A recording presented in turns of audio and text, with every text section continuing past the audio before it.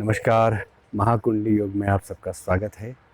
इस संसार में सबसे बड़ा भय अगर कोई है तो वह है मृत्यु।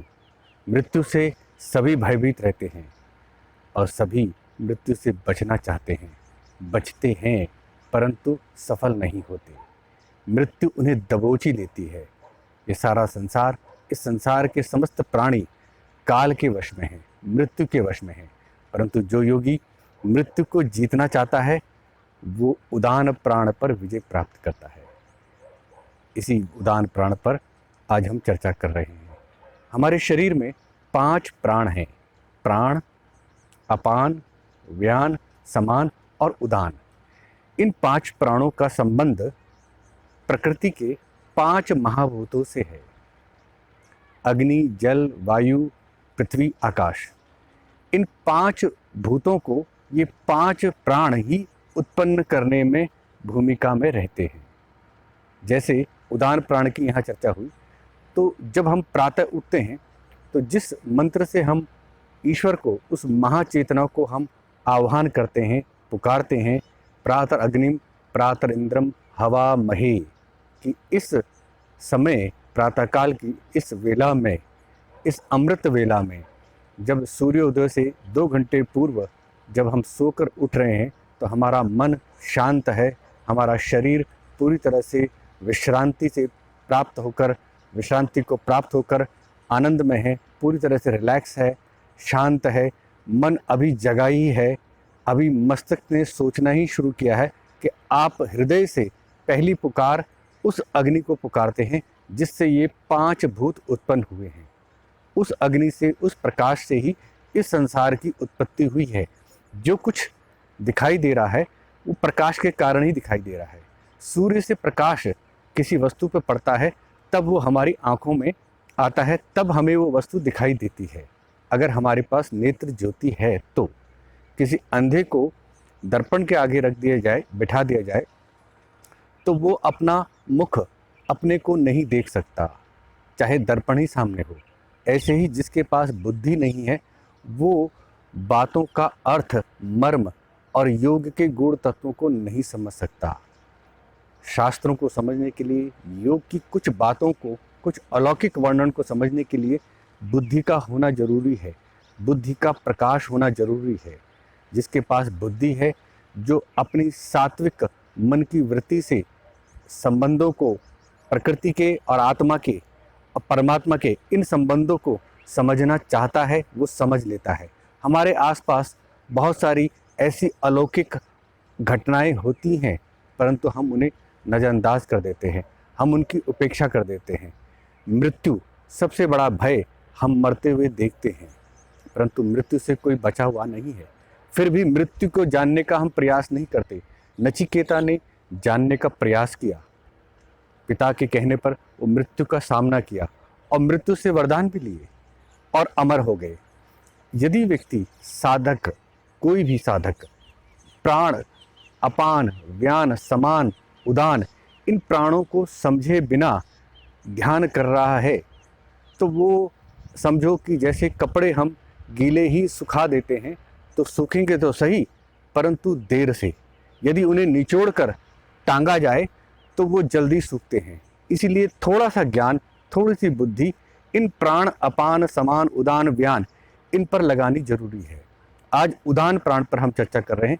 जब जागरण के प्रथम जागृत अवस्था में जब हम आते हैं, जिस मंत्र से हम परमात्मा को पुकारते हैं, प्रातः अग्निम प्रातः इंद्रम हवा महे, कि उस अग्नि को हम पुकार रहे हैं जो स्वप्रकाश है और वो चेतना है, वो एक जागृत देव है जिससे ये संसार उत्पन्न हुआ है। उस जागृत देव का ही शासन इस संसार पर है। मृत्यु भी जिसके अधीन है, सूर्य भी और अग्नि भी जिसके तेज से तपता है, वायु, इंद्र, ये सब उसी से दौड़ते हैं। मृत्यु भी उसी के भय से भागता है। उस महातेज, उस इंद्र शक्ति को, उस अग्नि शक्ति को, उस स्वप्रकाश चेतना को हम पुकारते हैं। फिर कहा है प्रातः मित्रः वरुणः, कि प्रातःकाल मित्र के समान, किसके समान? मित्र के समान उस परमात्मा को हम पुकारते हैं। वो मित्र कैसा है? वो प्राण और उदान के समान मित्र है। वो मित्र है प्राण और उदान के समान मित्र, उसको हम पुकारते हैं। मित्र, प्राण और उदान। प्राण कहाँ रहता है? प्राण हमारे हृदय में रहता है। उदान कहाँ रहता है? उदान हमारे कंठ में रहता है। हृदय में जो चक्र है वो अनाहत चक्र है और कंठ में जो चक्र है वो विशुद्धि चक्र है। आज उदान पर चर्चा कर रहे हैं, तो प्राण के विषय में, क्योंकि मित्रता है ना, मित्रता दो व्यक्तियों में होती है। यहाँ दो प्राणों में ऐसी मित्रता है, उसी का उदाहरण दिया है कि परमात्मा वैसे ही हमारा मित्र है। हम परमात्मा को मित्र समझे और मित्र से कुछ ना छुपाएं और मित्र से कुछ छिपता भी नहीं है। वो मित्र क्या जो किसी मित्र के हृदय के भाव को ना समझे, वही मित्र है जो बिना कहे ही अपने मित्र के हृदय के भाव को समझ ले, वही मित्र है। तो प्राण और उदान के समान मित्र, प्राण हमारे हृदय में रहते हैं, उदान हमारे कंठ में रहते हैं। कहा गया है कि जो योगी उदान प्राण पर विजय प्राप्त कर लेता है, जल, कीचड़, कंटक यानी कांटे उसका स्पर्श भी नहीं कर पाते और मृत्यु उसके वश में हो जाती है। यहाँ कहने का तात्पर्य यह है कि जल, कीचड़ और कांटे से भी मृत्यु का भय रहता है। योगी जिसने उदान प्राण पर विजय प्राप्त कर ली है, सांसारिक कीचड़ पे नहीं फंसता और ना ही कंटक, ना ही कोई संबंध, ना ही कोई दुविधा उसको कांटों की भांति चुभोती है। वो समस्त बंधनों से, समस्त कटीले रास्तों से मुक्त हो जाता है, कटीले संबंधों से मुक्त हो जाता है, कटीली उलझनों से मुक्त हो जाता है।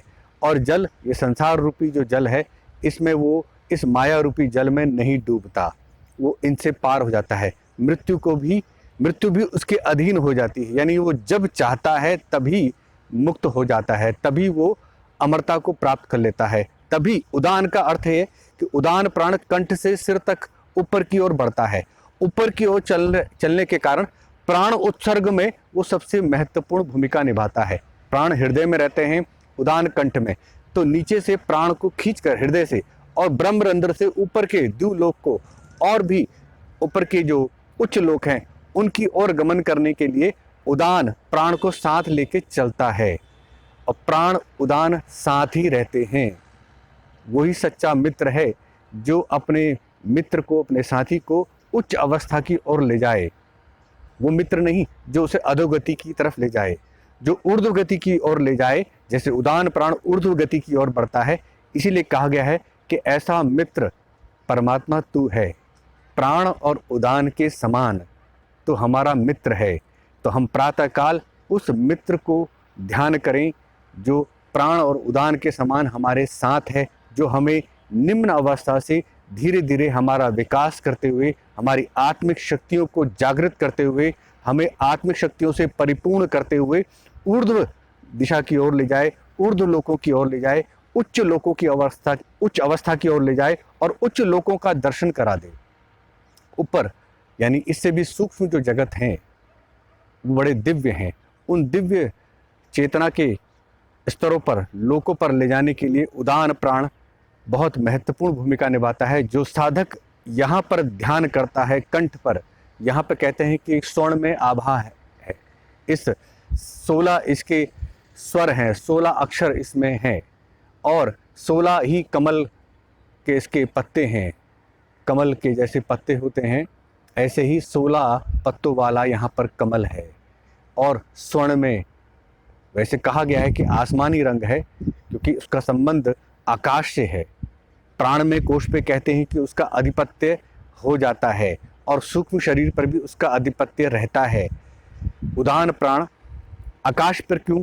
क्योंकि प्राण में कोश में सिर जो प्राण है वायु तत्व से संबंधित, और जो धड़ है वो उदान है, वो आकाश तत्व है।